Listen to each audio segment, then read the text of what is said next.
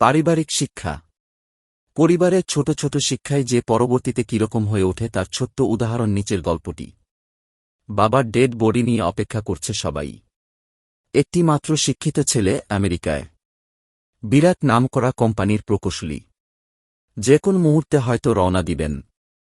বাড়িতে ফোন এল, কোম্পানি গতকালই আমাকে অনেক উঁচু পদে প্রমোশন দিয়েছে। আসা সম্ভব না। যত টাকা দরকার চেক বই থেকে মা তুলে নিক। খুব বড় করে যেন 40 ভোজন হয়। পরে আসব। দুঃখিত। মা কান্নায় ফেটে পড়েন।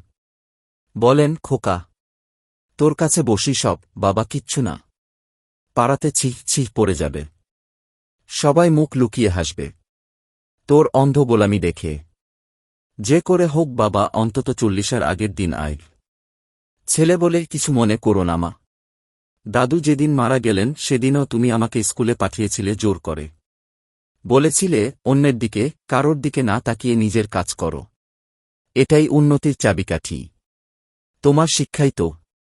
কাঁপতে কাঁপতে মা ফোনটা ছেড়ে দিলেন হঠাৎ। এমন শিক্ষণীয় ভিডিও দেখতে আমাদের চ্যানেলটি সাবস্ক্রাইব করে পাশে থাকার অনুরোধ রইল।